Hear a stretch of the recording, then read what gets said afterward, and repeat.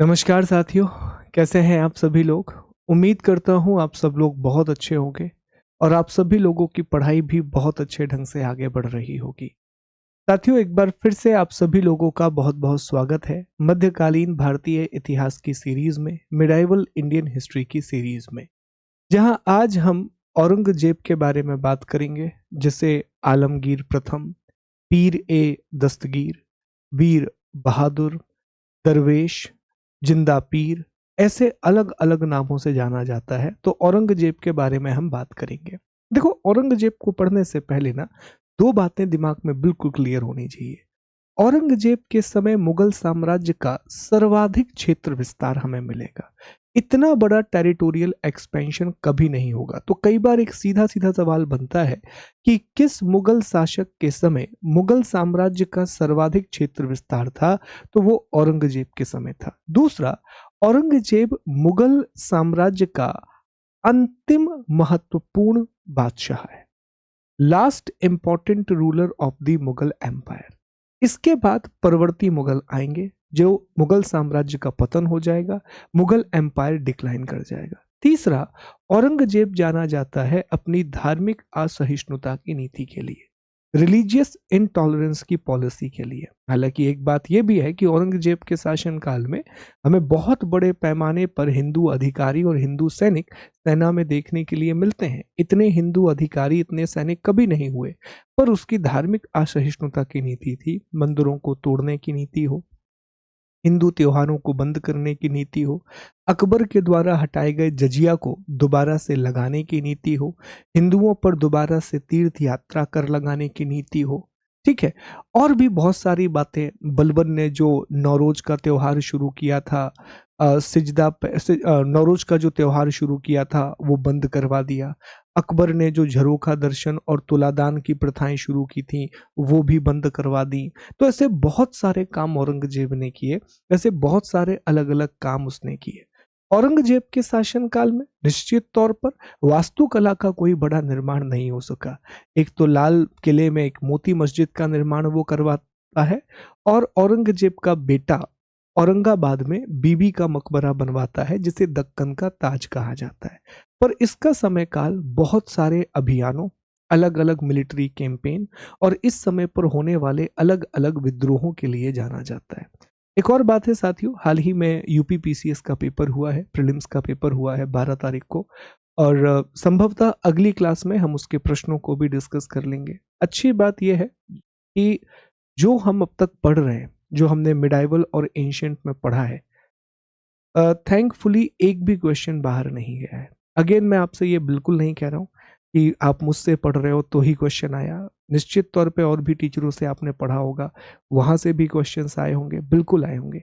मेरा दायित्व यह है कि चूंकि आप मुझसे पढ़ रहे हो तो मैं बस आपको बता दूं कि हम सही दिशा में आगे बढ़ रहे हैं, है ना। हमारी डायरेक्शन बिल्कुल सही है, हम बिल्कुल सही जा रहे हैं। क्योंकि आरओ का पेपर हो, बीपीएससी का पेपर हो, यूपीपीसीएस का पेपर हो, बीच में अभी कुछ और एग्जाम्स हुए कंडक्ट अलग अलग, उन सब में जो जो प्रश्न आए हैं इतिहास के, वो अभी तक तो पूरे ही प्रश्न आए हैं। एक भी प्रश्न ऐसा नहीं था जो हमने डिस्कस ना किया हो, चाहे वो एंशिएंट से आया हो या मिडाइवल से आया हो। तो इससे मैं हमेशा कहता हूँ कि एक टीचर के रूप में मेरे लिए भी एक कसौटी होती है। जब भी कोई भी पेपर होता है तो मैं सोचता हूँ कि यार, जो मैंने पढ़ाया वो आया होगा कि नहीं आया होगा। एक शिक्षक के रूप में निश्चित तौर पर हमारे ऊपर दबाव रहता है। और फिर ये भी है कि हाँ चलो, जो हम पढ़ा रहे हैं वो सही पढ़ा रहे हैं, हम सही डायरेक्शन में आगे जा रहे हैं, जो हम क्विज आपको प्रोवाइड करा रहे हैं वो सही है, जिस उद्देश्य के साथ हम काम कर रहे हैं।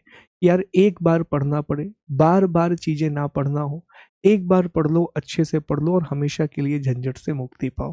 तो ठीक है, ये आपके लिए भी अच्छी बात है कि आपने मुझ पर भरोसा दिखाया है। अगर आप ये वीडियो देख रहे हैं तो हम सही जा रहे हैं साथियों। ठीक, तो पढ़ते रहिए ऐसे, आपका काम वही है, पढ़िए, रिवीजन कीजिए, बार बार चीजों को रिकॉल कीजिए, क्विज लगाइए, कई बार चीजों पर कमांड लेकर के आइए, और आपको इसका बहुत फायदा मिलेगा, बहुत बेनिफिट मिलेगा जब भी आप एग्जाम देने के लिए जाओगे। ठीक है, चलिए हम क्वेश्चन भी डिस्कस करेंगे। चूंकि अभी जब मैं रिकॉर्ड कर रहा हूं तो मेरे पास क्वेश्चंस नहीं आ पाए हैं पूरे के पूरे, मतलब पीपीटी फॉर्मेट में नहीं आ पाए हैं। तो अगला जो हमारा टॉपिक रहेगा परवर्ती मुगल, उसके पहले हम वो प्रश्न डिस्कस कर देंगे, उसके पहले हम वो क्वेश्चंस की बात कर लेंगे प्यारे दोस्तों। चल पाए। समझिए तो क्या क्या डिस्कस करना है। तो इसमें सबसे पहले हम पढ़ेंगे सामान्य परिचय अर्थात जनरल इंट्रोडक्शन। फिर हम चर्चा करेंगे राज्य अभिषेक की। 2 बार औरंगजेब का राज्य अभिषेक हुआ था। पहली बार जब वो सामूगढ़ की लड़ाई जीत लेता है, फिर देवराय की लड़ाई जीत लेता है, उसके बाद तो 2 बार उसका राज्याभिषेक हुआ। पहली बार शालीमार बाग दिल्ली में हुआ, दूसरी बार लाल किला दिल्ली में हुआ, तो वो कहानी हमें समझना होगा। दूसरी बार जब राज्याभिषेक हुआ तब उसने आलमगीर अर्थात विश्व विजेता की उपाधि धारण की थी। फिर हम प्रमुख विद्रोहों की बात करेंगे। इसमें हम छत्रसाल बुंदेला की बात करेंगे। हम अहोम के बारे में पढ़ेंगे। अहोम के बारे में पहले भी हमने चर्चा की है, इस बार भी हम डिस्कस करेंगे, जिसमें ललित बनफूकन की बात होगी, जो कि महाबली ललित बनफूकन के नाम से जाने जाते हैं। तो उनके बारे में भी हमें पढ़ना है, ठीक है। फिर हम विजय अभियान की बात करेंगे। बीजापुर हो, अहमदनगर हो, इन सब का कैसे विलय किया गया, मराठों के विरुद्ध क्या नीति रही, इन सब के बारे में हम चर्चा करेंगे। फिर औरंगजेब की धार्मिक नीति पढ़ेंगे, जिसके लिए वो जाना जाता है। बहुत सारी चीजों को बंद करा दिया, मल्टीपल चीजें खत्म करा दी, ठीक। जरूरी भी हो गया था औरंगजेब के लिए, क्योंकि जिस तरीके से औरंगजेब बादशाह बना था वो एक्सेप्टेड तरीका नहीं था। कहा जाता है कि औरंगजेब को जो काजी था उसने ताज पहनाने से मना कर दिया था, तो फिर ये खुद या किसी दूसरे व्यक्ति को बुलाता है उसको ताज पहनाने के लिए। विरोध बहुत था, क्योंकि दारा शिकोह सबसे प्रबल दावेदार था। दारा शिकोह को लोग पसंद भी करते थे। और जब भी आप एक विरोध के बाद सुल्तान या शासक बनते हो ना, तो हमेशा आप कोशिश करते हो कि तुष्टीकरण की नीति अपनाई जाए, अपीजमेंट की पॉलिसी अपनाई जाए। और तुष्टीकरण की नीति का मतलब होता है लोगों को खुश करना। तो अब उसने उलेमा वर्ग को खुश करने की नीति अपनाई कि इनका समर्थन हमें मिल जाएगा, मुसलमानों का समर्थन हमें मिल जाएगा, हम शासन करते जाएंगे। देखो, मेरा इतिहास को लेकर के ये एनालिसिस है कि कोई भी जो बड़ा व्यक्ति होता है ना, जो अपने आप बहुत बड़ी पोस्ट पे होता है, बहुत ही बड़ी पोस्ट पे, और जब वो अपने आप को धार्मिक बताए, वो निश्चित तौर पे झूठ बोल रहा है।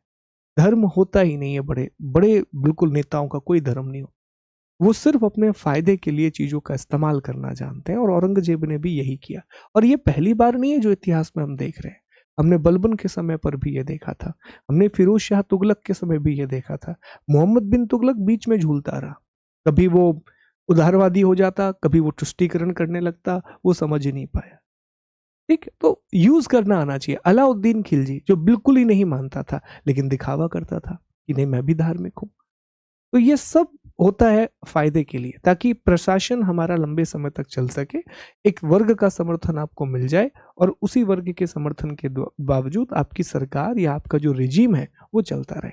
तो उलेमा वर्ग का समर्थन प्राप्त करना था, तो कट्टरता की नीति अपनाई गई। फिर आखिर में हम विविध तथ्यों की चर्चा करेंगे, अर्थात मिसलेनियस फैक्ट पढ़ेंगे। कुछ बातें जो रह जाती हैं उसके बारे में हम पढ़ रहे होंगे प्यारे दोस्तों, ठीक है। चलो तो आगे बढ़ते हैं, डिस्कस करते हैं एक एक कहानी को। कहानी वहीं से शुरू होगी, इंट्रोडक्शन से, बहुत बेसिक और बुनियादी बातों से। क्या है, कैसे राजा बना, क्या शासक बनने का तरीका था, इन सब के बारे में पहले हम चर्चा करेंगे, इन सब को हम डिस्कस करेंगे। देखिए, तो इसका जो जन्म है वो 3 नवंबर 1618 को जन्म हुआ था।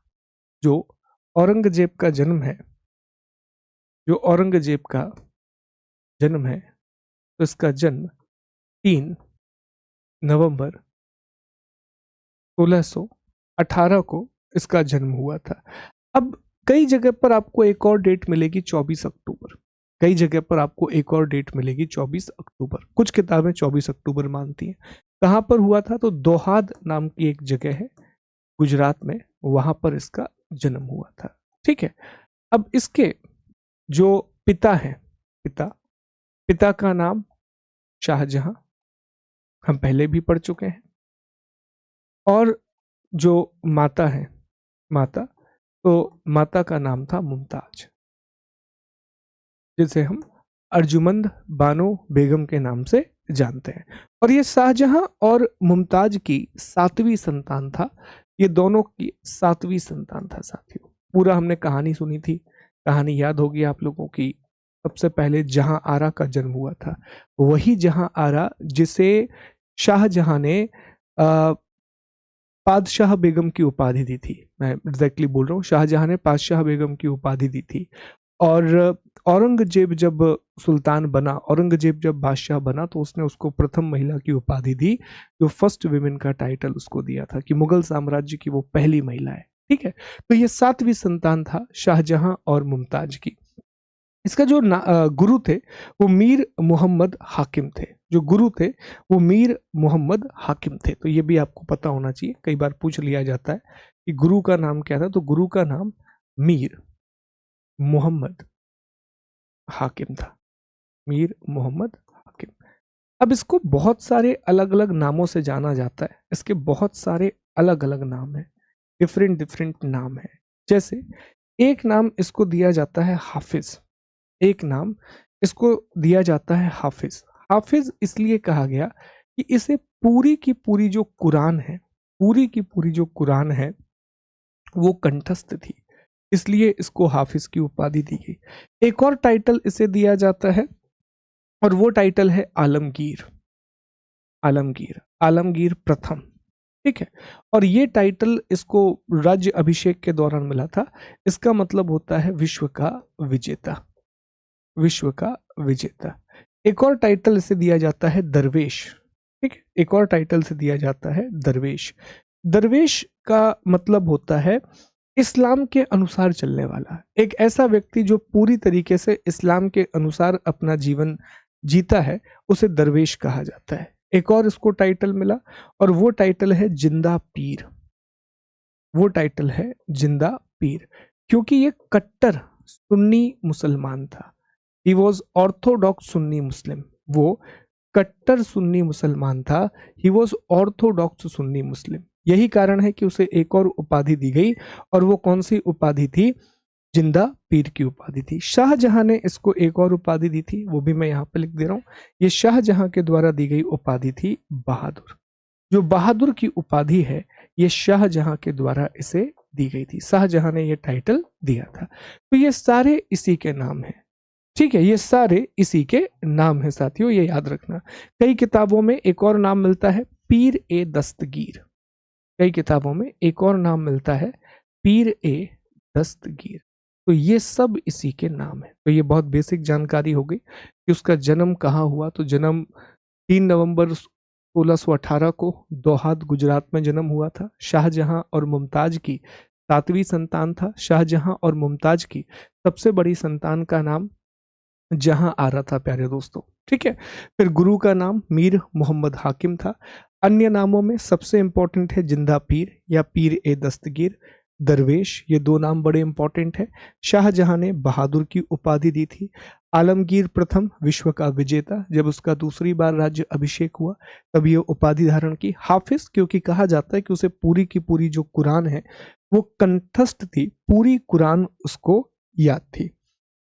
अब शादी की बात आती है। दिलरास बानो बेगम या रबिया उद्दीन के साथ शादी हुई थी।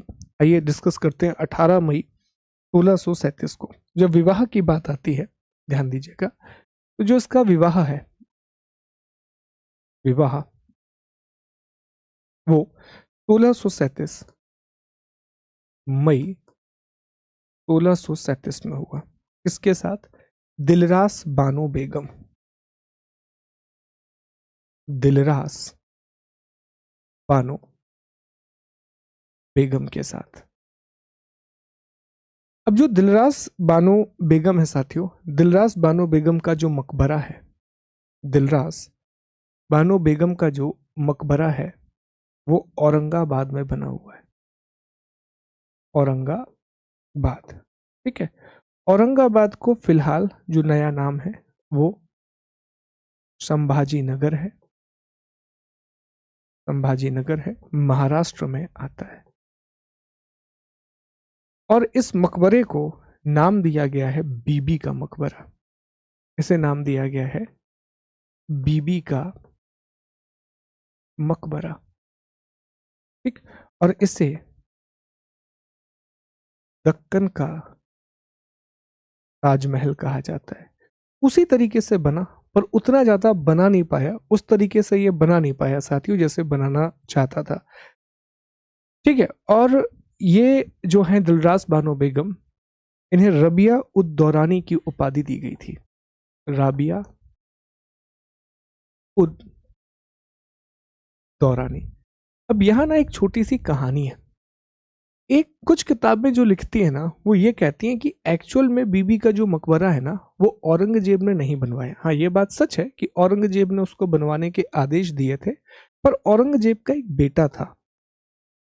औरंगजेब का बेटा था, औरंगजेब का पुत्र, जिसका नाम था आजम खान, उसने ये बनवाया है, या मिर्जा आजम। पर किताबें या एग्जाम में जब भी आपसे पूछा जाएगा आपको औरंगजेब ही टिक करना है, पर आजम शाह का नाम जरूर निकल करके आता है कि आजम शाह अपनी माता से बेहद बेहद प्रेम करता था, और जब उसकी माता का निधन हुआ तो औरंगजेब ने आदेश दिया, जो कुछ भी कहानी हुई हो, पर ये बना है मकबरा आजम शाह के नेतृत्व में, जो कि औरंगजेब का बेटा था। वो was a son of Aurangzeb, उसी के नेतृत्व में ये बना है। तो ये याद रखना, ये बहुत इंपॉर्टेंट है, बीबी का मकबरा। मैं आपको दिखाता भी हूँ एक बार। बहुत ही प्रसिद्ध इमारत है, बहुत ही फेमस टाइप की इमारत है साथियों। तो इसको एक बार आप याद रखिएगा, देख लीजिए एक बार ध्यान से। बहुत ही फेमस टाइप की इमारत है। एक सेकंड रुकिएगा। ये देखिए, ये है बीबी का मकबरा, जिसे दक्कन का ताज कहा जाता है, औरंगाबाद महाराष्ट्र में। वही कोशिश कर रहा था कि ताजमहल के जैसा बनाया जाए। यहाँ भी आपको 4 बाग देखने के लिए मिलेंगे। मैं होकर के आया हूँ इसलिए आपको बता रहा हूँ। 4 बाग देखने के लिए मिलेंगे, बीच में वो उनकी कब्र भी बनी हुई है। ठीक है, सारी चीजें आपको देखने के लिए मिलेंगी। और ये वो जानकारी जो अभी मैंने आपको बताई कि जन्म 3 नवंबर 1618 को हुआ। शाहजहां और मुमताज की 7वीं संतान। गुरु का नाम मीर मोहम्मद हकीम था। अन्य नाम आलमगीर, पीर ए दस्तगीर, बहादुर, जिंदा पीर। और मुगल साम्राज्य का सर्वाधिक क्षेत्र समय पर रहा। 18 मई 1637 को दिलरास बानो बेगम के साथ विवाह होता है, जिन्हें रबिया उद दौरानी कहा जाता है। ठीक है, यहीं कर इनकी जो मकबरा है वो बीबी का मकबरा है, जिसे औरंगजेब के पुत्र आजम शाह ने, लेकिन किताबें कहती हैं कि औरंगजेब ने ही बनवाया है। तो उसमें भी कोई दिक्कत वाली बात नहीं है, कोई समस्या वाली बात नहीं है प्यारे दोस्तों। ठीक, चलिए, तो अब हम इसके राज्य अभिषेक की बात कर लेते हैं कि राज्य अभिषेक कैसे हुआ, कैसे इसका कोरोनेशन हुआ, हम इसके बारे में चर्चा कर लेते हैं। तो इसका राज्य अभिषेक 2 बार हुआ। एक 31 जुलाई 1658 को, और एक 15 जून 1659 को। तो 2 बार राज्य अभिषेक होता है। जब राज्य अभिषेक या कोरोनेशन की हम बात करें कि कोरोनेशन कब हुआ, तो 2 बार इसका राज्य अभिषेक हुआ, 2 बार इसका कोरोनेशन हुआ। जो पहला राज्य अभिषेक है, यहां पर मैं लिख दे रहा हूं, जो प्रथम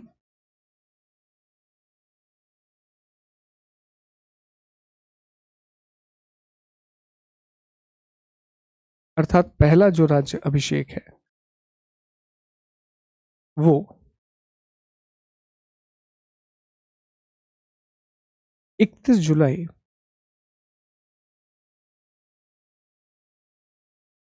1658 को हुआ। ठीक, और ये कहां पर हुआ? ये हुआ शालीमार बाग, दिल्ली। शालीमार बाग कई जगह आपको मिलेंगे। ठीक है, शालीमार बाग, दिल्ली।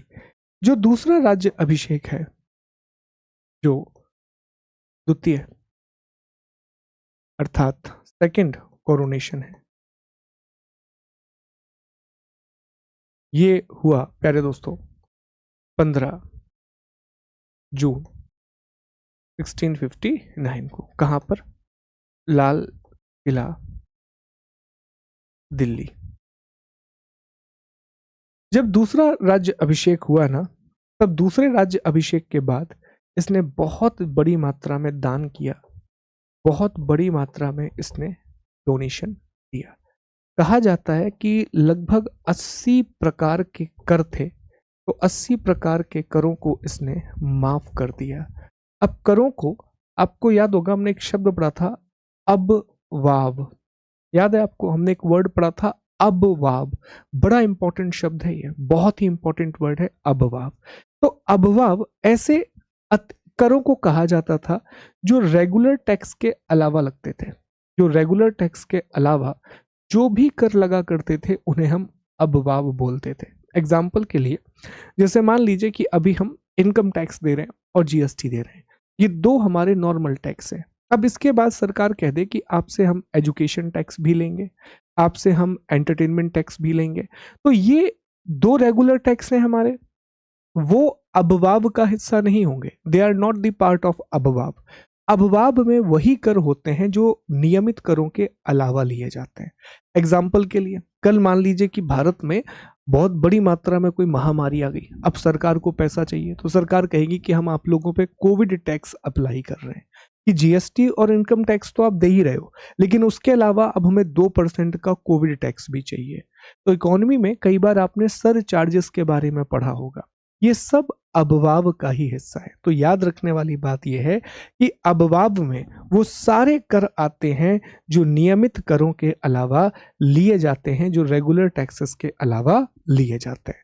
और राज्य अभिषेक के बाद इसने कौन सी उपाधि धारण की थी? तो सर राज्य अभिषेक के बाद इसने आलमगीर की उपाधि ली थी, अर्थात आलमगीर का टाइटल लिया था। तो ये प्रश्न पूछा जाता है कि किसे आलमगीर के नाम से जाना जाता है, तो याद रखिएगा कि औरंगजेब को आलमगीर के नाम से भी जाना जाता है। तो पहला राज्य अभिषेक शालीमार बाग दिल्ली में हुआ 31 जुलाई, और अगला जो राज्य अभिषेक है वो लाल किले में होता है 15 जून। ये युद्ध जब देवराई का युद्ध हो गया, जब बैटल ऑफ देवराई हो गया, किसके बीच में? दारा शिकोह और औरंगजेब के बीच में, तब उसने अपना दूसरा राज्याभिषेक कराया था। सामूगढ़ की लड़ाई के बाद उसने अपना पहला राज्याभिषेक कराया था। पर सामूगढ़ के बाद खजुआ की लड़ाई होती है, उसके बाद आप देखते हो कि देवराई की लड़ाई होती है। उम्मीद है कि वो उत्तराधिकार के युद्ध वाली कहानी आपको पता होगी, बैटल ऑफ सक्सेशन वाली कहानी आपको पता होगी, बड़ी ही महत्वपूर्ण है, बड़ी ही इंपॉर्टेंट स्टोरी है वो। ठीक, that you need to remember, ये बात आपको विशेष तौर पर ध्यान रखनी है। तो ये तो राज्य अभिषेक वाला मामला हो गया, कोरोनेशन वाला मामला हो गया। आइए एक बार देख भी लेते हैं हम यहाँ पर। ये हिंदी की कहावतों का बहुत प्रयोग करता था, जब ये बात करता था ना तो हिंदी के मुहावरों का इसने बहुत प्रयोग किया है। तो ये उसका कोरोनेशन है, बाकायदा पिक्चर वगैरह लगी हुई है, तो आप देख सकते हैं। शालीमार बाग दिल्ली, आलमगीर की उपाधि, हिंदी कहावतों का प्रयोग, लाल किला दिल्ली, दूसरा राज्य अभिषेक आलमगीर, और अबवाब मुगल काल में नियमित करों के अलावा सरकार द्वारा लगाए गए अस्थायी और परिस्थिति जन्य कर। लिखा हुआ है कि temporary and circumstantial taxes imposed by government in addition to regular taxes during the Mughal period. ठीक है, ड्यूरिंग द मुगल पीरियड। तो ये चीज आपको याद रखनी है, these things you need to remember. चलिए आगे बढ़ते, अगले हिस्से पर आते हैं। हमने दो बातें डिस्कस कर ली, एक तो हमने सामान्य परिचय की बात कर ली, और सामान्य परिचय के साथ साथ हमने राज्य अभिषेक की बात कर ली। अब कौन कौन से प्रमुख विद्रोह हुए हैं, उन विद्रोहों से कैसे निपटा गया है, इन सब के बारे में हम पढ़ेंगे। तो अब हम प्रमुख विद्रोहों की बात करेंगे। देखो, प्रमुख विद्रोहों में सबसे पहला एक नाम आता है बुंदेला विद्रोह का। मध्य प्रदेश में जो हमारे एमपीपीएससी के विद्यार्थी हैं वो बहुत गहराई से पढ़ते हैं बुंदेला विद्रोह को, और हमारे एरिया से ही जुड़ा हुआ मामला है बुंदेला विद्रोह। तो बहुत महान राजा हुए महाराजा छत्रसाल, उनकी कहानी यहाँ से जुड़ी हुई है। तो बुंदेला विद्रोह, तो साथियों जो बुंदेला विद्रोह है इसके बारे में हम डिस्कस करें तो ये वीर सिंह बुंदेला के भतीजे चंपत राय और चंपत राय के पुत्र छत्रसाल बुंदेला से जुड़ा हुआ है। ये उन्हीं की फोटो है।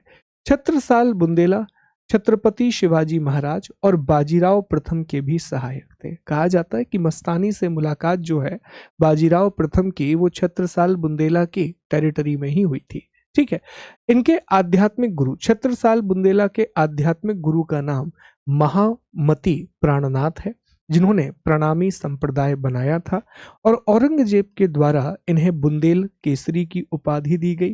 कई किताबें ये कहती हैं कि औरंगजेब ने राजा की उपाधि दी थी, बुंदेल केसरी की उपाधि किसी और ने दी थी, और 4000 का मनसब दिया गया, तब जाकर के ये विद्रोह को शांत कर पाए। मतलब औरंगजेब के पास संधि करने के अलावा कोई रास्ता बचा नहीं था। छत्रसाल बुंदेला, फिर जैसे ही औरंगजेब की मृत्यु होती है दोबारा से बुंदेला स्वतंत्र हो जाते हैं। तो ये कहानी वीर सिंह बुंदेला से जुड़ी है, वही वीर सिंह बुंदेला जिसने जहांगीर की मदद की थी, याद है, ओरछा से। तो वीर सिंह बुंदेला के भतीजे चंपत राय और चंपत राय के बेटे हुए महाराजा छत्रसाल। इन्हीं के नाम पर महाराजा छत्रसाल यूनिवर्सिटी है। उसी यूनिवर्सिटी से मैंने पढ़ाई किया, मतलब हमारा कॉलेज उसी यूनिवर्सिटी से जुड़ा हुआ था प्यारे दोस्तों। तो महान महाराजा छत्रसाल, इनके आध्यात्मिक गुरु का नाम याद रखना, एग्जाम में पूछा जा सकता है, महामती प्राणनाथ, जिन्होंने प्रणामी संप्रदाय बनाया था। ठीक है, और बुंदेल केसरी भी इन्हें कहा जाता है। ठीक, फिर ऐसा ही सिखों के साथ इनका संघर्ष हुआ और तब औरंगजेब ने सिखों के 9वें गुरु तेग बहादुर को मृत्यु दंड दे दिया था। हम सिखों का इतिहास पढ़ेंगे, उसमें हम गुरु तेग बहादुर के बारे में भी पढ़ेंगे और बाकी गुरुओं के बारे में भी हम पढ़ेंगे। तो गुरु तेग बहादुर को मृत्यु दंड दे दिया था। कहानी कुछ इस तरह से है कि कहा जाता है कि गुरु तेग बहादुर को इस्लाम स्वीकार करने के लिए फोर्स किया जा रहा था। तब उन्होंने एक कथन भी बोला था कि शीश कटा सकते हैं केश नहीं, शीश कटा सकते हैं केश नहीं। तब औरंगजेब ने पूरे लोगों के सामने दिल्ली में चांदनी चौक के पास उन्हें मृत्यु दंड दे दिया और वहीं पर चांदनी चौक में आज शीशगंज गुरुद्वारा बना हुआ है। तो ये सवाल भी पूछा जाता है कि शीशगंज गुरुद्वारा कहाँ पर है, तो याद रखना दिल्ली चांदनी चौक में है।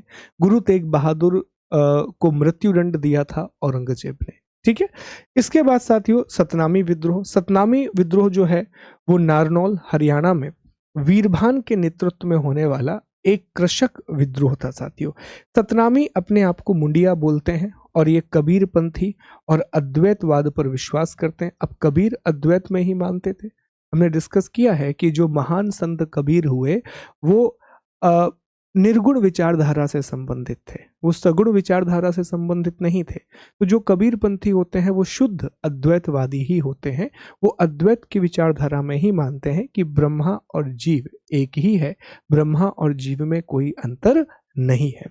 ठीक है, दमन विशन सिंह कछवाहा के द्वारा किया गया था। तो बस इतना, बस एक बेसिक आइडिया होना चाहिए कि सतनामी विद्रोह कहाँ हुआ, हरियाणा में। नेतृत्व कौन कर रहे थे इसका, वीरभान। तो ये आपको पता हो। तो ये 3 विद्रोह हैं। एक है बुंदेला विद्रोह जो बहुत लंबे समय तक चला साथियों, बहुत लंबे समय तक।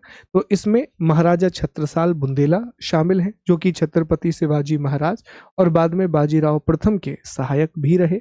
आध्यात्मिक गुरु इनके महामती प्राणनाथ थे और औरंगजेब द्वारा बुंदेल केसरी की उपाधि और 4000 का मनसब प्रदान किया गया था।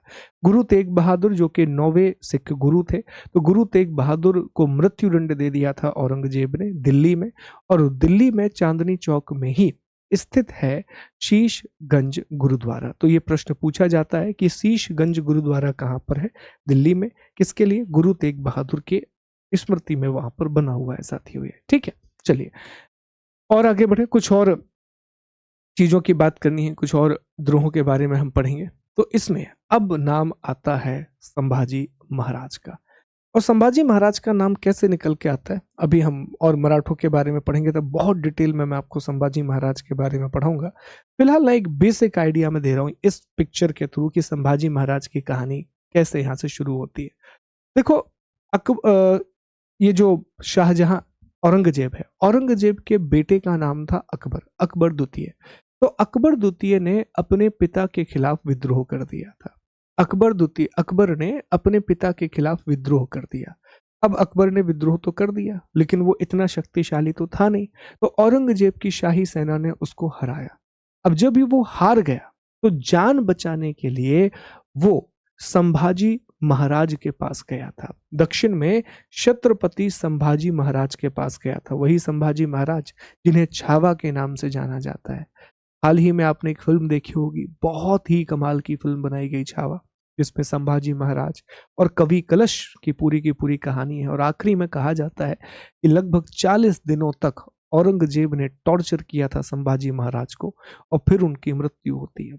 40 दिनों तक कवि कलश को मृत्यु दंड दे दिया था वहीं पर। ठीक है, तो संभाजी महाराज की शरण में गया था। फिर संभाजी महाराज के यहाँ से भी ये निकल गया, फिर फारस चला गया और कहा जाता है कि ईरान में ही इसकी मौत हो गई थी। औरंगजेब ने अपनी जो पुत्री है, इसकी बेटी थी जेबुन निसा, तो कहा जाता है कि जेबुन निसा भी अकबर के साथ थी, तो जेबुन नुसा को दिल्ली में भेज दिया और एक प्रकार से उसके टेरिटरी को फिक्स कर दिया कि अब तुम इससे बाहर नहीं जाओगी। तो दिल्ली में उसने एक साहित्यिक केंद्र बनाया था जिसका नाम था बेत उल उलूम। ये प्रश्न पूछा जाता है कि बेत उल उलूम नाम का साहित्यिक केंद्र किसने बनाया था? तो बैत उल उलूम नाम का जो साहित्यिक केंद्र है वो औरंगजेब की बेटी जेबुन निसा ने बनाया था दिल्ली में। याद रखना इंपॉर्टेंट है। फिर अफगानों का भी विद्रोह हुआ, लेकिन ये इसको भी दबा दिया गया। तो ये छावा की कहानी है पूरी की पूरी साथियों। The great Sambhaji Maharaj, the great Sambhaji. ठीक, तो ये बेसिक बेसिक बातें जो आपको याद रखनी है। चलिए एक बार ना चीजों को हम रिकॉल कर लेते हैं। ये गुरु तेग बहादुर हैं, महान गुरु तेग बहादुर। तो जो हमने पढ़ा प्रमुख विद्रोहों में, एक बार हम देख लेते हैं कि इंपॉर्टेंट रिबिलियन कौन कौन से हुए। तो प्रमुख विद्रोहों में एक हमें विद्रोह मिला छत्रसाल बुंदेला का विद्रोह, महाराजा छत्रसाल बुंदेला का विद्रोह, जिन्हें बुंदेल केसरी के नाम से जाना जाता है, जिन्हें बुंदेल केसरी के नाम से जाना जाता है। ठीक है साथियों, ये याद रखिएगा। और इनके जो आध्यात्मिक गुरु थे, इनके जो आध्यात्मिक गुरु थे उनका नाम था प्राणनाथ, जिन्होंने प्रणामी संप्रदाय की शुरुआत की थी। प्राणनाथ, जिन्होंने प्रणामी संप्रदाय की शुरुआत की थी। ठीक, एक तो ये बात होगी। छत्रसाल बुंदेला के अलावा जो एक और हमें याद रखना है वो है सिख। ठीक, तो फिर ये याद रखेंगे कि गुरु तेग बहादुर, गुरु तेग बहादुर कौन से गुरु हैं प्यारे दोस्तों? तो आप बताएंगे कि सर ये 9वें गुरु हैं। इनको मृत्यु दंड दे दिया था, इनको मृत्यु दंड दे दिया था। और यहीं से ये कहानी निकल करके आती है कि शीशगंज गुरुद्वारा बना हुआ है। कौन सा? शीशगंज गुरुद्वारा कहाँ पर है? दिल्ली में, दिल्ली में चांदनी चौक वाले इलाके में। फिर एक और बात याद रखेंगे कि हरियाणा वाले इलाके में सतनामी विद्रोह हुआ था। सतनामी, सतनामी या इनको मुंडिया भी कहा जाता है। ये हरियाणा में, हरियाणा में वीरभान के नेतृत्व में हुआ था, वीरभान। और जो सतनामी है ये अद्वैत दर्शन और कबीर के सिद्धांतों को मानते थे, कबीर पंथी। इसी तरीके से हमने देखा कि शहजादा अकबर, शहजादा अकबर का भी विद्रोह हुआ। अकबर भाग करके संभाजी महाराज के पास गया। अकबर भाग करके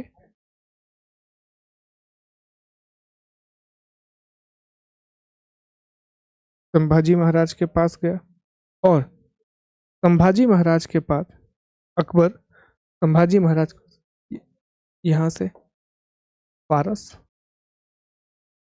और फिर उसकी मृत्यु हो गई। ठीक, फिर एक अफगानी विद्रोह भी हुआ था, एक अफगानी विद्रोह भी हुआ था। और जो अफगानी विद्रोह है, अफगानी विद्रोह, ये भागू के नेतृत्व में हुआ था, भागू। तो ये प्रमुख विद्रोह हुए। ये इंपॉर्टेंट है साथियों, यहां से ना सवाल बनते हैं कई बार कि किसको कौन सी उपाधि दी गई, कब विद्रोह हुआ, क्या हुआ क्या नहीं हुआ। अब डेट जरूर कई बार ऊपर नीचे हो जाती है, पर सवाल तो यहां से बनते हैं। बुंदेला विद्रोह, फिर अलग अलग डेट से सवाल नहीं बनेंगे, क्योंकि डेट से बनेगा तो प्रॉब्लम यह है कि एक साथ 2-3 विद्रोह चलते रहते थे। पर हाँ, एट द एंड यहाँ से क्वेश्चन बनते हैं, तो ये याद रखना बहुत इंपॉर्टेंट है। This is very very very much important. तो ये तो हो गई विद्रोहों वाली बात, ये तो हो गई कि कौन कौन से मेजर रिबिलियन हुए। अब विद्रोहों के बाद जब हम आगे बढ़ेंगे तो आगे हमें चर्चा करनी है, अगली जो हमारी कहानी है वो है विजय अभियान की, मिलिट्री कैंपेन। बस 2 ही चीजें बची हैं, एक विजय अभियान बचा है, एक धार्मिक नीति बची है और अन्य तथ्य बचे हैं, और टॉपिक कंप्लीट हो जाएगा। ठीक है, और टॉपिक कंप्लीट हो जाएगा, सारी चीजें आपके दिमाग में क्लियर हो जाएंगी।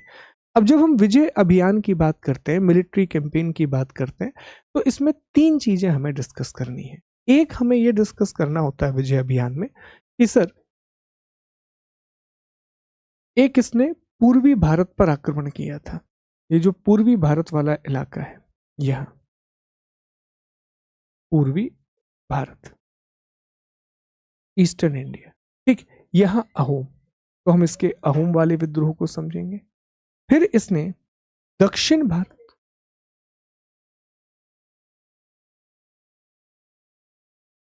ये दक्षिण भारत, साउथ इंडिया, और दक्षिण भारत में विशेष तौर पर बीजापुर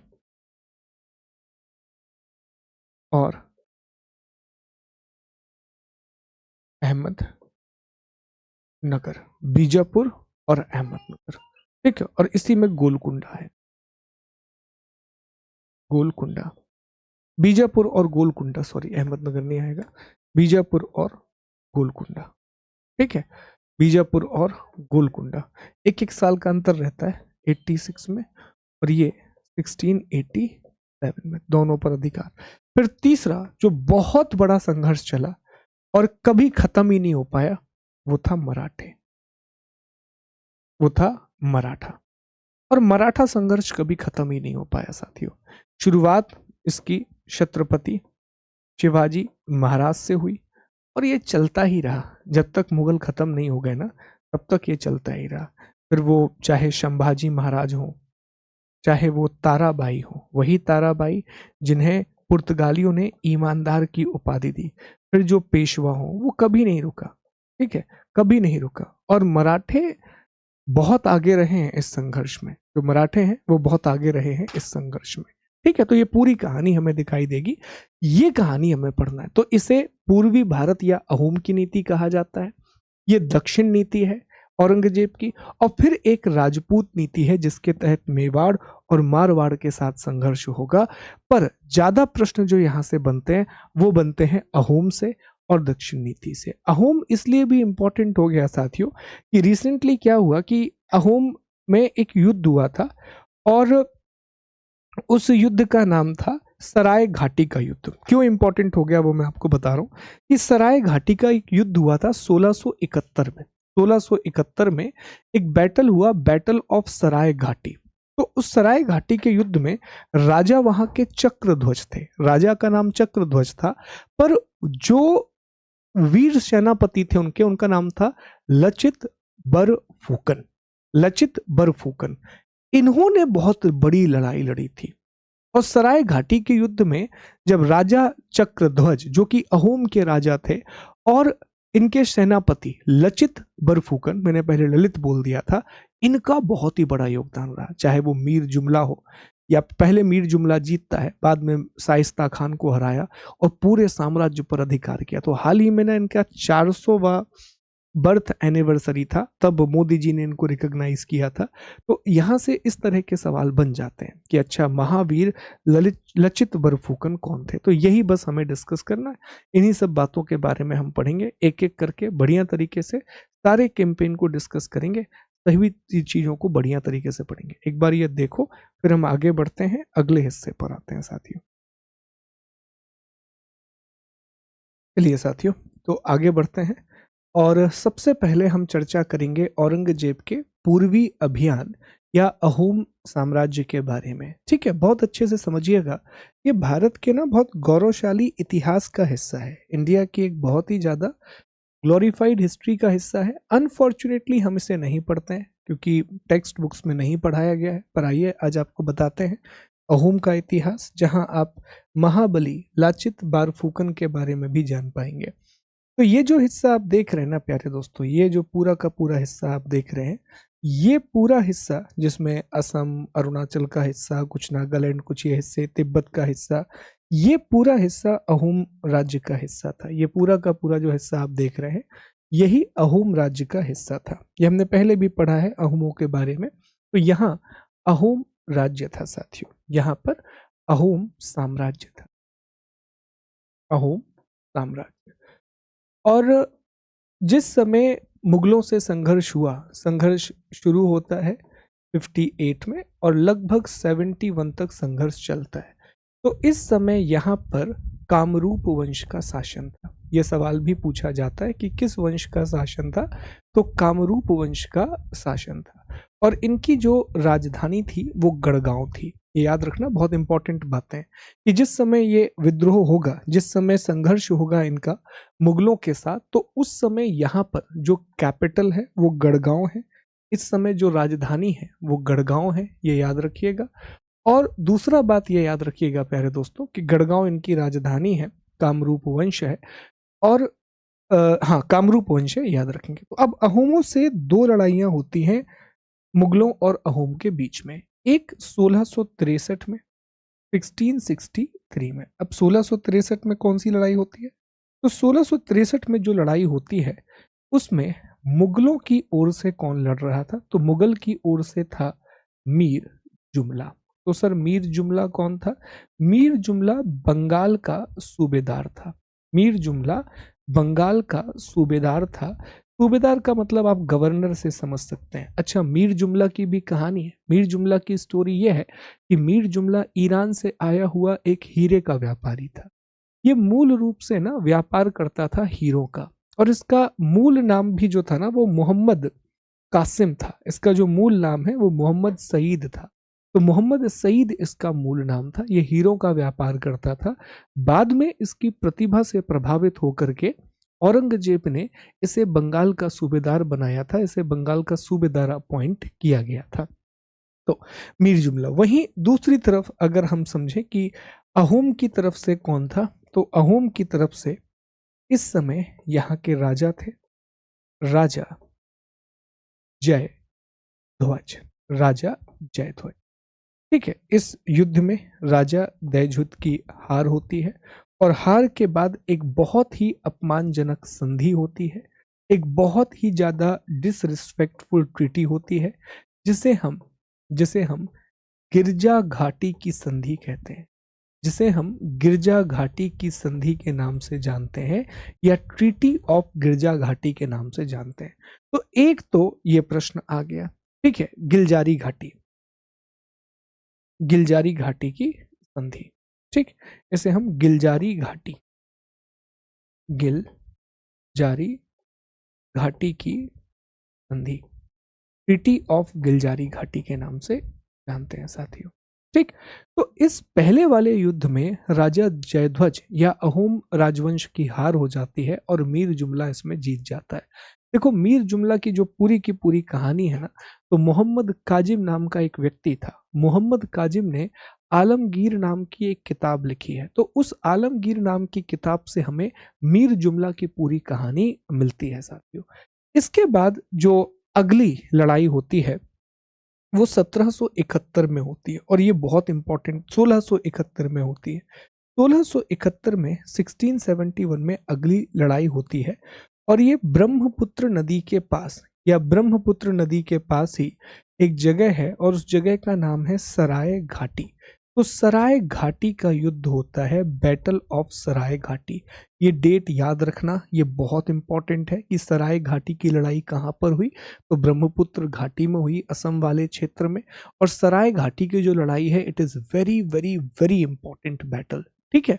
जो कब लड़ा गया? 1671 में लड़ा गया। अब इसमें जो मुगल हैं, तो मुगल का नेतृत्व जो कर रहे हैं वो है राम सिंह कछवाहा। राम सिंह कछवाहा ये मुगलों का नेतृत्व कर रहे हैं। राम सिंह कछवाहा के अलावा मुनव्वर खान भी इनके साथ है। मुनव्वर खान भी इनके साथ है। ये दो लोग मुगलों का नेतृत्व कर रहे हैं। और दूसरी तरफ जो अहोम है, तो अहोम का नेतृत्व इस समय कर रहे हैं यहाँ के राजा का नाम है चक्रध्वज। राजा का नाम है चक्रध्वज, और इनके सेनापति जो है महाबली लाचित बारफुकन। ये नेतृत्व कर रहे हैं। इस बार मुगलों की इसमें हार होती है, और अहोम दोबारा से अपनी पूरी जमीन को प्राप्त करते हैं, दोबारा से अपनी पूरी भूमि को प्राप्त करते हैं। मीर जुमला की मृत्यु के बाद बंगाल का सूबेदार शाइस्ता खां को बनाया जाता है। वो एक दो बार और कोशिश करता है, पर उसको नाकामी ही हाथ लगती है। तो ये दो प्रमुख बातें हैं। एक है गिलजारी घाटी की संधि जो 1663 में हुई, जिसमें एक तरफ राजा जयध्वज हैं जिनकी पराजय हो गई थी, और दूसरी तरफ मुगलों की तरफ से मीर जुमला है। दूसरा साथियों 1671, ये प्लीज याद रखना। 1761 में होती है सराय घाटी का युद्ध, बैटल ऑफ सराय घाटी। मुगलों की तरफ से राम सिंह कछवाहा और मुनव्वर खान है, और अहूमों की तरफ से राजा चक्रध्वज और सेनापति लाचित बारफूकन है। सेनापति लाचित बारफूकन को पूर्वोत्तर का शिवाजी कहा जाता है, शिवाजी ऑफ नॉर्थ ईस्ट के नाम से जाना जाता है। तो ये सवाल पूछा जा सकता है कि किसे पूर्वोत्तर का शिवाजी कहा जाता है, तो लाचित बारफूकन को पूर्वोत्तर का शिवाजी कहा जाता है प्यारे दोस्त। ठीक है, चलिए, तो ये तो हो गया ईस्टर्न अर्थात पूर्व का अभियान। अब हम चर्चा करेंगे कि औरंगजेब की दक्षिण नीति क्या रही, साउथ पॉलिसी क्या रही। बहुत आसान है क्योंकि हमें बहुत डिटेल में नहीं जाना है। औरंगजेब की दक्षिण नीति या साउथ की पॉलिसी, देखो दक्षिण नीति मुगलों की बड़ी क्लियर थी कि इनका उद्देश्य था, अगर हम सिर्फ औरंगजेब की बात करें तो औरंगजेब का उद्देश्य यही था कि पूरे दक्षिण पर अधिकार करना है, पूरे दक्षिण पर अधिकार करना है, पूरे के पूरे साउथ पर कंट्रोल करना है। तीन जो रियासतें थी वो चैलेंज कर रही थी, एक बीजापुर, दूसरा गोलकुंडा और तीसरा मराठा। बीजापुर को इन्होंने जीत लिया, गोलकुंडा को भी इन्होंने जीत लिया, पर ये मराठों को नहीं जीत पाए साथियों। ठीक है, बीजापुर को जीत लेते हैं, गोलकुंडा को भी जीत लेते। अगर 1686 में पहले बीजापुर और 1687 में फिर गोलकुंडा, पर मराठों पर ये कभी भी नियंत्रण प्राप्त नहीं कर सके, मराठों पर ये कभी भी नियंत्रण प्राप्त नहीं कर सके। एक बार पुरंदर की संधि जरूर होती है, लेकिन उसके बाद शिवाजी महाराज ने दोबारा से संघर्ष शुरू कर दिया। संभाजी महाराज, ताराबाई, वही ताराबाई जिन्हें पुर्तगालियों ने ईमानदार की उपाधि दी, ऐसे बहुत लोग आए बैक टू बैक। तो वो असंभव सा ही था कि मराठों को ये कभी भी नियंत्रित नहीं कर पाए। कारण क्या था? अगर आपसे पूछे कि आखिर ये क्यों करना चाहते थे ऐसा, तो कारण बहुत सारे थे, पर सबसे बड़ा कारण था कि राज्य की सुरक्षा। वो चाहता था कि यार हमें यहाँ से पूरी सेफ्टी मिले, किसी भी तरह का कोई भी विद्रोह ना हो, क्योंकि औरंगजेब दो बातें देख चुका था। औरंगजेब ने देखा कि जब जहांगीर भी राजा था तब उसके समय भी विद्रोह हुए, तो खुर्रम का विद्रोह हो या खुसरो का विद्रोह हो, दोनों दक्षिण में थे।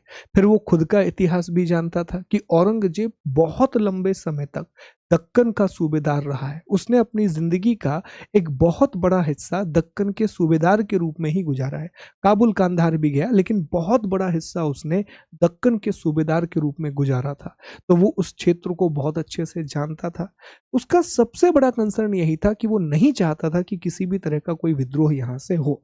और फिर आर्थिक कारण तो थे ही थे, इकोनॉमिक रीजन तो थे ही थे कि अगर कंट्रोल होगा तो कुछ ना कुछ पैसा भी मिलेगा। तो इन सभी कारणों की वजह से वो इन पर नियंत्रण करना चाहता था। तो आइए पहले हम बीजापुर को समझते हैं, फिर गोलकुंडा को समझते हैं। मराठा हम अभी यहाँ डिस्कस नहीं करेंगे, या शॉर्ट में डिस्कस कर लेंगे, क्योंकि मराठा साम्राज्य वाले टॉपिक में हम डिटेल से मराठा साम्राज्य के बारे में पढ़ेंगे। पर लिंक करना सीख जाना, यहाँ पर हमने टॉपिक को हिंट कर दिया है, तो वहां आप लिंक कर लीजिएगा टॉपिक को। तो सबसे पहले हम बीजापुर की बात कर लेते हैं कि बीजापुर पर नियंत्रण कैसे प्राप्त हुआ, फिर हम गोलकुंडा के बारे में पढ़ेंगे साथियों, फिर हम गोलकुंडा की चर्चा करेंगे। तो देखिएगा कि बीजापुर पर नियंत्रण प्राप्त होता है। बीजापुर पर नियंत्रण जो प्राप्त हुआ वो 1686 में हुआ, 1786 में हुआ। इस समय यहाँ का राजा अली आदिल शाह द्वितीय था, और बाद में यहाँ का राजा सिकंदर आदिल शाह बना। सिकंदर आदिल शाह को 1 लाख की वार्षिक पेंशन दे दी गई, और उसका राज्य पूरी तरीके से मुगलों में विलय कर दिया गया। इसके बाद साथियों गोलकुंडा, 1687 में गोलकुंडा का विलय किया जाता है। यहाँ का शासक उस समय अबुल हसन कुतुब शाह था।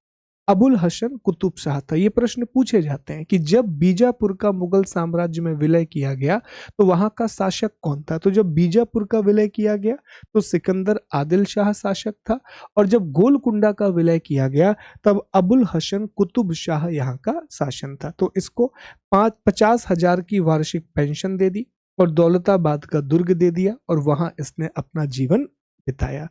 जो गोलकुंडा था इसको हीरा बिक्री का केंद्र बनाया गया और यहीं पर दक्षिण अभियान का अंतिम दुर्ग बांजी गेरा इसने जीता था। मदन्ना और अकन्ना ये दो ब्राह्मण थे जिनका संबंध गोलकुंडा के राजा अबुल हसन कुतुब शाह से था। तो मदन्ना और अकन्ना नाम के दो ब्राह्मण हैं।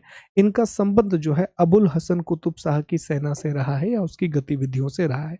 देखो, सवाल बड़ा सिंपल पूछा जाता है कि जब बीजापुर का विलय कब हुआ, तो 1686 में। गोलकुंडा का विलय कब हुआ, 1687 में। जब बीजापुर का विलय किया गया तो राजा कौन था, तो बता देंगे सिकंदर आदिल शाह। और जब गोलकुंडा का विलय किया गया तो राजा कौन था, तो बता देंगे अबुल हसन कुतुब शाह।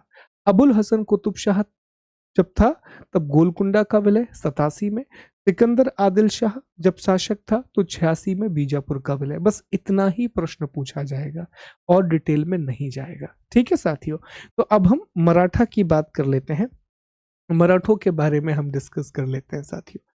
मैं फिर से बता दूं कि मराठों के बारे में हमें बहुत डिटेल से आगे चर्चा करनी है, तो अभी बस मैं आपको एक ब्रीफ में बताऊंगा ताकि बेसिक्स आपके कंप्लीट हो जाए। तो जैसा हमने कहा कि मराठों से बहुत लंबा संघर्ष चला और वो कभी खत्म नहीं हुआ।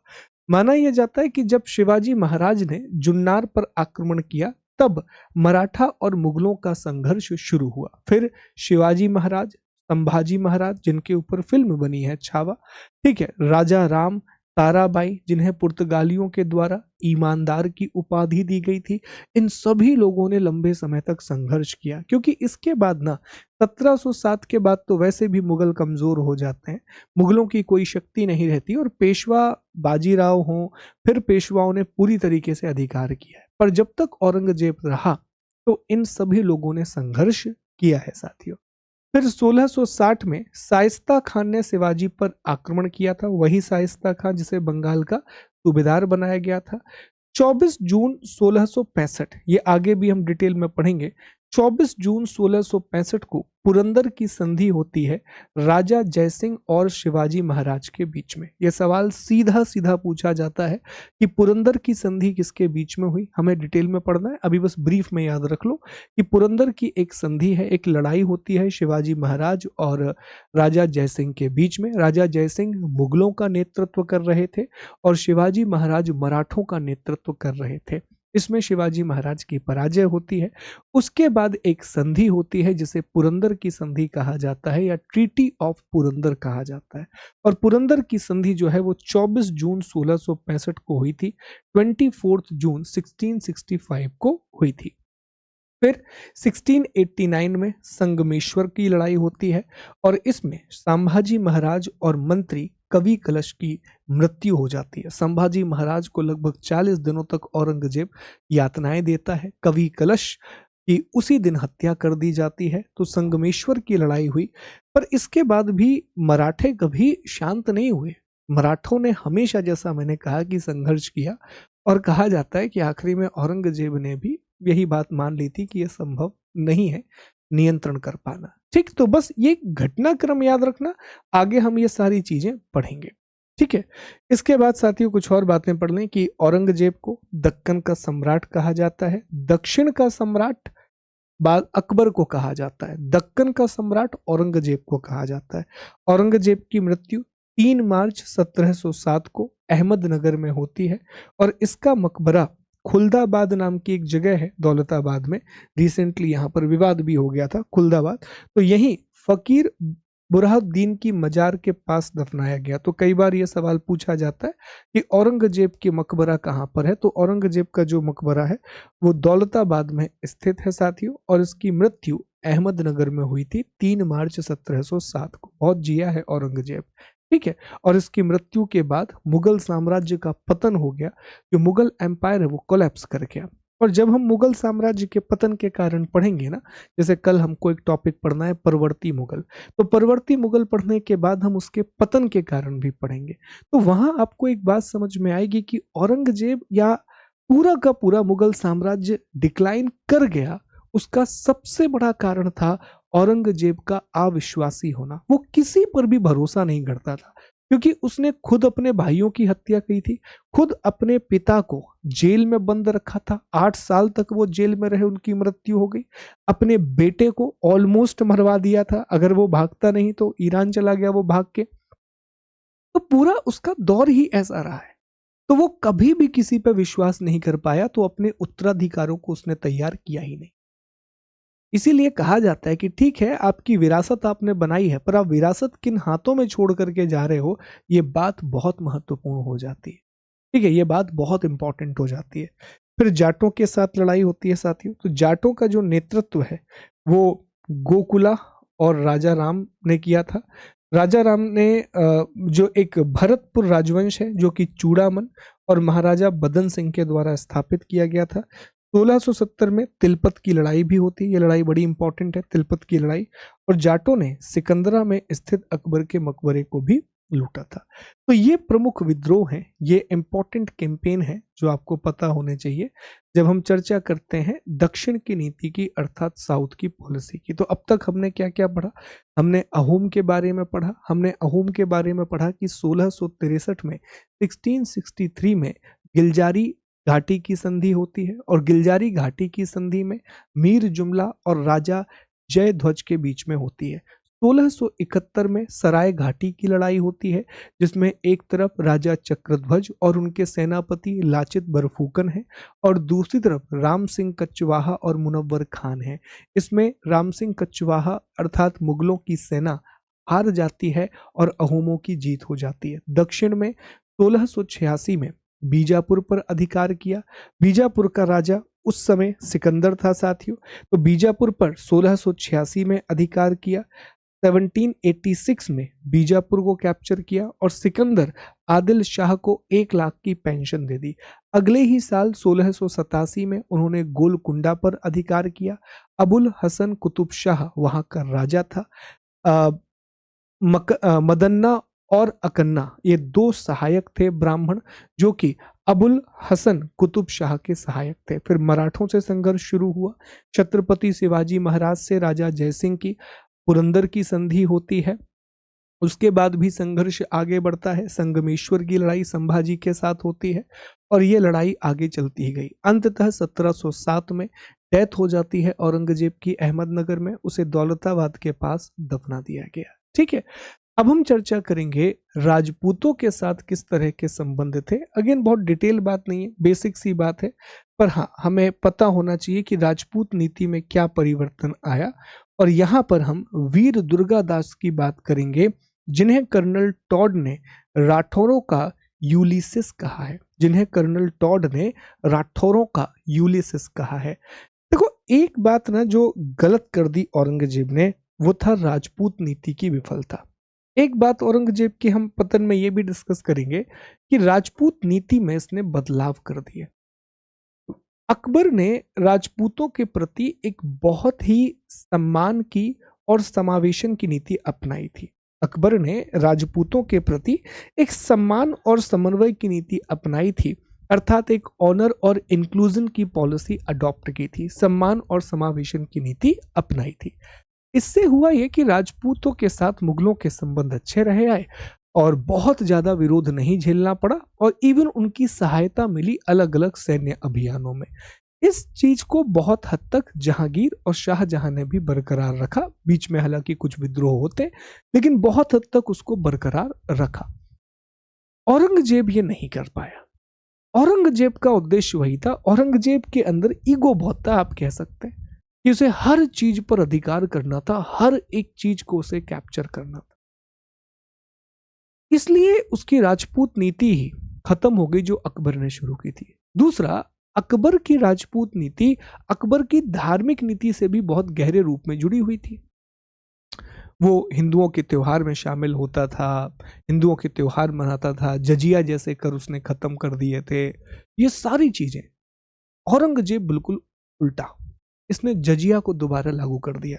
जजिया के बारे में इतिहासकार लिखते हैं कि जजिया से जितनी राशि कलेक्ट होती थी ना, वो राज दरबार तक भी नहीं पहुंच पाती थी। कहने का मतलब यह है कि जजिया से नाम मात्र का पैसा कलेक्ट होता था मुगलों का, लेकिन उसे औरंगजेब लाया ही इसलिए था कि वो अपनी धार्मिक कट्टरता का परिचय दे सके और उलेमाओं का समर्थन हासिल कर सके।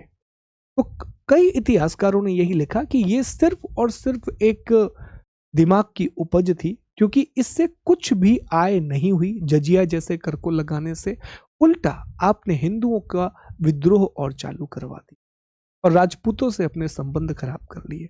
फिर मंदिर तोड़ने की नीति, बनारस में जाकर के बहुत से मंदिर तोड़े, सोमनाथ मंदिर को तोड़ा। तो इन सब से अब राजपूत नीति खराब हो गई और धीरे धीरे करके राजपूतों के साथ भी संघर्ष शुरू हो गए। अगेन बहुत ज्यादा संघर्ष नहीं हुए, पर राजपूतों से संघर्ष शुरू हुए, राजपूतों से बहुत सारे कन्फ्लिक्ट हुए हैं प्यारे दोस्तों। जैसे अगर हम आमेर की बात करें तो आमेर की अगर हम बात करें साथियों, तो मिर्जा राजा जयसिंह, आमेर के राजा मिर्जा राजा जयसिंह, ये जहांगीर के समय भी थे। शाहजहां ने इनको मिर्जा राजा की उपाधि दी, औरंगजेब ने 7,000 का मनसब दिया और औरंगाबाद में जयसिंहपुर की स्थापना की। इनकी मृत्यु बुरहानपुर में हुई थी साथियों, इनकी डेथ बुरहानपुर में हुई थी। चारुमती विवाद एक निकल करके आता है कि औरंगजेब ने किशनगढ़ की राजकुमारी चारुमती से विवाह करने का प्रस्ताव भेजा, लेकिन चारुमती ने शादी नहीं की थी। उसके बाद फिर मुगलों और राजपूतों के बीच में संघर्ष शुरू हो जाता है। तो मिर्जा राजा जयसिंह का नाम याद रखिएगा, इनको मिर्जा राजा की उपाधि शाहजहां के द्वारा दी गई थी। इसके बाद साथियों जो अगला हिस्सा है, नेक्स्ट जो पार्ट है, वो है मारवाड़ का। मारवाड़ का पार्ट ज्यादा इंपॉर्टेंट है। मारवाड़ के राजा रहे जसवंत सिंह, इंद्र सिंह और अजीत सिंह। यहां पर एक व्यक्ति है जिनका नाम है दुर्गादास राठौर। दुर्गादास राठौर ने, वीर दुर्गादास राठौर ने मुगलों से 30 सालों तक संघर्ष किया है। 30 ईयर्स, 30 सालों तक संघर्ष किया है। और कर्नल टॉड, जिन्होंने राजस्थान का बहुत बड़ा इतिहास लिखा, इन्हें राठौरों का यूलिसिस कहा। और 1707 में जैसे ही औरंगजेब की डेथ हुई, राजा अजीत सिंह ने मारवाड़ को स्वतंत्र घोषित कर दिया। तो इनकी 385वीं जयंती थी। तो 12 फीट ऊंची इनकी प्रतिमा जयपुर के मूर्तिकारों ने निर्माण किया है, जयपुर के मूर्तिकारों ने निर्माण दिया है। अष्ट धातु है, ठीक है। और वीर दुर्गादास राठौर के बारे में आपको बताएं, वीर दुर्गादास राठौर, तो 13 अगस्त 1638 को सालवा में इनका जन्म हुआ था। सूर्यवंशी राठौर कुल से संबंधित थे। पिता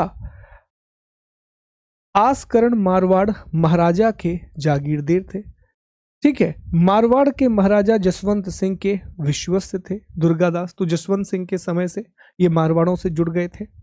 औरंगजेब ने जब जोधपुर पर कब्जा कर लिया, जब जसवंत सिंह की मृत्यु हुई, औरंगजेब ने अजीत सिंह को मारने की साजिश रची। अजीत सिंह को दुर्गादास ने ही मुक्त कराया था।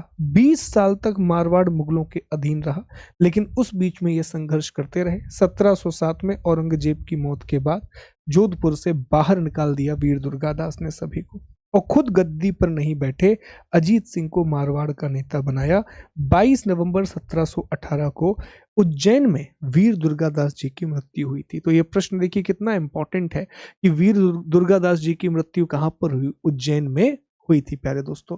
एक बात और हम आपको बताना भूल गए, जब हमने लाचित बारफूकन के बारे में पढ़ा था, तो एक छोटा सा फैक्ट और है उनके बारे में जो आपको पता होना चाहिए कि लाचित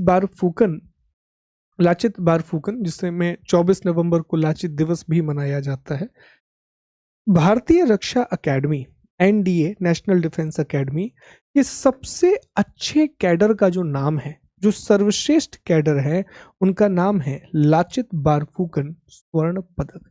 तो लाचित बारफूकन के नाम पर एनडीए का एक सबसे अच्छा कैडर भी बना हुआ है।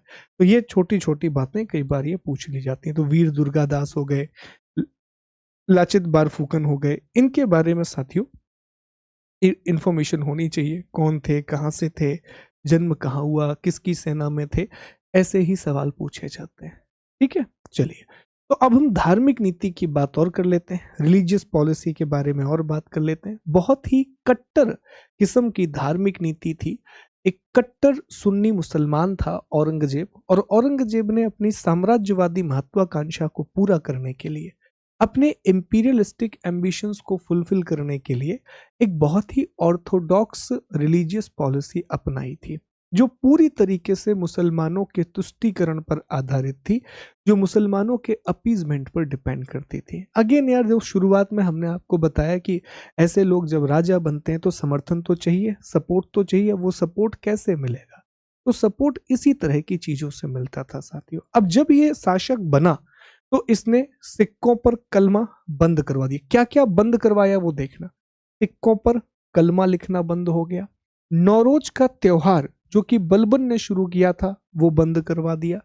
शराब, नाच गाना, जुआ, ये सब बंद करा दिए। मीना बाजार, संगीत, तुलादान, झरोखा दर्शन, मुहर्रम और अपना खुद का जन्मदिन, ये सब बंद करा दिया। इंटरेस्टिंग बात यह है कि संगीत तो बंद करवा दिया, लेकिन खुद को वीणा बजाने का बहुत शौक था और ये खुद वीणा बजाया करता था।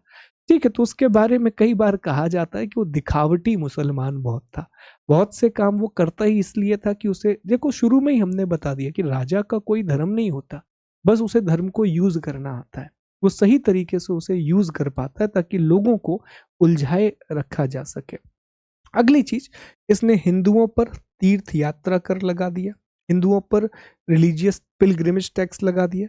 1669 में बनारस के विश्वनाथ मंदिर को तोड़ा।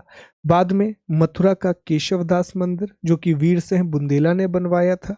गुजरात के सोमनाथ मंदिर को तोड़ा। तो विश्वनाथ मंदिर, मथुरा के केशवदास मंदिर और गुजरात के सोमनाथ मंदिर को तोड़ा था।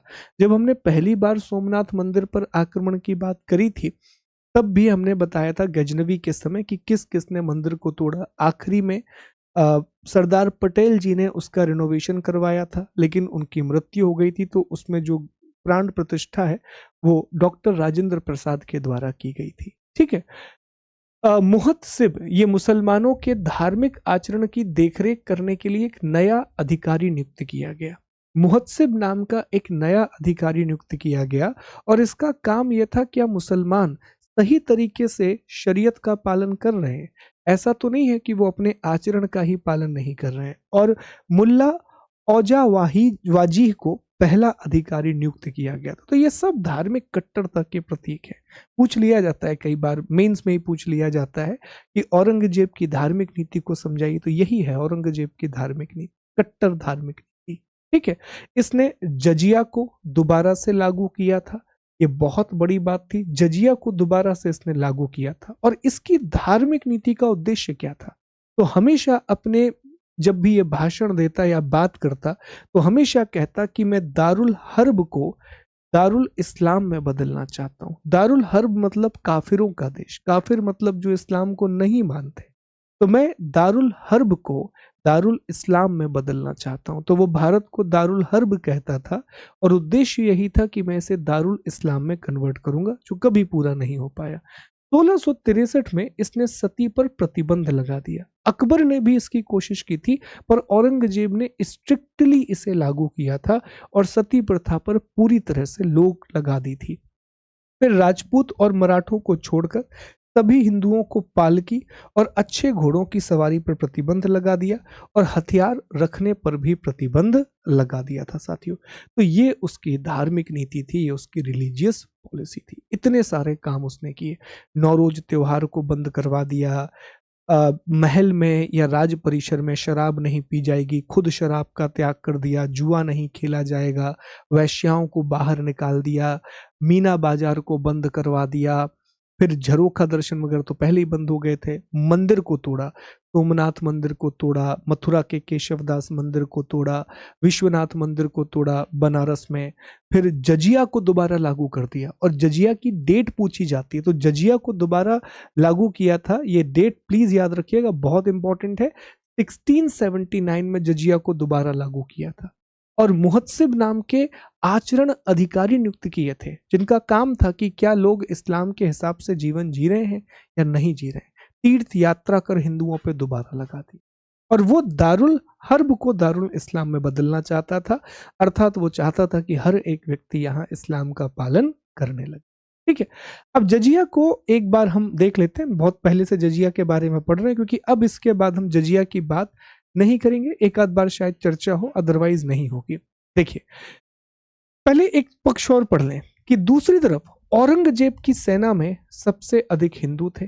औरंगजेब की सेना में सबसे अधिक हिंदू मनसबदार थे। इसके समय सर्वाधिक हिंदू अधिकारी थे। इसने मथुरा के दाऊजी महाराज को 5 गांव और बनारस के मंदिरों को दान दिया था। भारतीय शास्त्रीय संगीत पर फारसी में सबसे अधिक किताबें औरंगजेब के ही शासनकाल में लिखी गई और औरंगजेब खुद वीणा वादन करता था। तो ये अपवाद भी है। ठीक, अब जजिया। तो जजिया गैर मुसलमान या जिम्मी से लिया जाने वाला कर है। सामान्यतः ये ब्राह्मण, संत, वृद्ध, निर्धन, पागल, अल्पवयस्क और स्त्रियों से नहीं लिया जाता था। भारत में सबसे पहले जजिया की शुरुआत मीर कासिम ने की थी 712 में, जब इसने सिंध को जीत लिया। फिरोज शाह तुगलक ने पहली बार ब्राह्मणों पर भी जजिया लगा दिया था। जैसा हमने कहा कि ये ब्राह्मण, संत, वृद्ध इन सब से नहीं लिया जाता था, लेकिन फिरोज शाह तुगलक ने ब्राह्मणों से भी जजिया लिया था। बाबर और हुमायूं के समय भी जजिया चल रहा था, लेकिन अकबर ने 1564 में जजिया को बंद कर दिया था। फिर चालू करता है, फिर 1579 में पूरी तरीके से बंद कर देता है। औरंगजेब ने 1679 में जजिया को दोबारा शुरू किया और 1720 में मोहम्मद शाह के समय इसे खत्म किया गया। मोहम्मद शाह के टाइम पीरियड पर इसको पूरी तरीके से खत्म किया गया। तो ये जजिया की पूरी कहानी है, ये जजिया की पूरी स्टोरी है। हम पहले से पढ़ते आए और अब हम जब मिडाइवल खत्म कर रहे हैं तो एक प्रकार से हमने इसको रिकॉल कर लिया है। ठीक है साथियों, तो कुछ और बातें हैं याद रखेंगे, कुछ और जैसे औरंगजेब की मृत्यु तो ये हम डिस्कस कर चुके हैं। मृत्यु को लेकर ना 2 अलग अलग डेट मिलती, 1 सेकंड रुकिएगा। ठीक है, हाँ ये जजिया अटैक से। हाँ, एक बात और थी जो आप लोगों को बतानी थी कि हमने जहां आरा के बारे में पढ़ा था, हमने जहां आरा के बारे में पढ़ा था, तो इसमें एक बात ना ऐड कर लीजिएगा, it is very very important, कि जहां आरा को 2 अलग अलग उपाधियां मिली थी। जहां आरा को पादशाह बेगम की उपाधि शाहजहां के द्वारा दी गई थी और साम्राज्य की प्रथम महिला या साहिबा तुज जमानी, ये पूछा जाता है, साहिबा तुज जमानी की उपाधि औरंगजेब के द्वारा दी गई थी। तो ये हमने कल पढ़ाया था, उसी में एड ऑन कर लेना कि पादशाह बेगम की उपाधि शाहजहां ने दी थी और औरंगजेब ने प्रथम महिला या साहिबा तुज जमानी का टाइटल दिया था प्यारे दोस्तों। ठीक है, तो ये बात याद रखिएगा, यहां से सवाल बन सकता है। अब कुछ और बातें हैं, आखिर में वही चीजें हैं जो हम पढ़ चुके हैं, फिर भी यहाँ अलग से हमने लिख दी है कि औरंगजेब की मृत्यु कब होती है। तो 3 मार्च 1707 को औरंगजेब की डेथ हुई, हम पढ़ चुके हैं। औरंगजेब के समय जो सूबे हैं, अर्थात जो प्रांत हैं, सूबा मतलब होता है प्रोविंस, तो इनकी कुल संख्या 21 थी, 21 थी। एक यात्री आया था फ्रांस का जिसका नाम था फ्रांकोइस बर्नियर, ये बहुत इंपॉर्टेंट है। ये उस समय भी था, शाहजहां के शासनकाल की भी जानकारी लिखी है। दारा शिकोह का मृत्यु कैसा हुआ था ये भी इसने बताया। तो उसकी किताब है travel in the Mughal empire, तो ये पूछा जा सकता है। 1666 को आगरा के किले के दीवान ए आम में औरंगजेब के समक्ष शिवाजी उपस्थित हुए थे। यहाँ शिवाजी को कैद करके जयपुर भवन में रखा गया। बीजापुर, ये सब हम पढ़ चुके हैं, पूरी स्टोरी हमने पढ़ ली है। इस तरह आज की क्लास में हमने औरंगजेब के बारे में भी बात कर ली, औरंगजेब के बारे में भी हमने डिस्कस कर लिया। देखो, कोशिश हमेशा की तरह यही है कि लेक्चर को छोटा रखा जाए और ज़्यादा से ज़्यादा कंटेंट डिलीवर किया जाए। अब तो आपको लगेगा कि यार क्यों मैं रिकॉर्डेड क्लास पे इतनी तवज्जो देता हूँ। रीज़न बड़ा साफ सा है रिकॉर्डेड क्लास करने का, यही टॉपिक मैं पढ़ा चुका हूँ। ये ऐसा तो नहीं पहली बार मैं पढ़ा रहा हूँ, 3-4 बार पढ़ा चुका हूँ। और जितनी बार मैंने लाइव पढ़ाया है और ऑफलाइन पढ़ाया है, 2.5 घंटे का टॉपिक है ये, 2.5 से 3 घंटे का टॉपिक। और यही चीज़ लगभग रिकॉर्डेड में 1 घंटे 10 मिनट के आसपास हो जाती है और ज़्यादा ही इंफॉर्मेशन जाती है, ज़्यादा ही जानकारी जाती है। तो ये फायदा होता है कि कम समय में ना इसको कॉम्प्रहेंसिव एक लेक्चर बन जाता है हमारा, सारी चीजें आ जाती। तो हमने सारी बातें डिस्कस कर ली आलमगीर के बारे में। आप क्विज लगाइएगा, चीजों को अच्छे से कंप्लीट कीजिएगा। मिलते हैं आपसे। जय हिंद, जय भारत। अब प्रवर्ती मुगल का लेक्चर और बचा है, तो वो हम कंप्लीट करते हैं और आगे बढ़ते हैं। Thank you so much.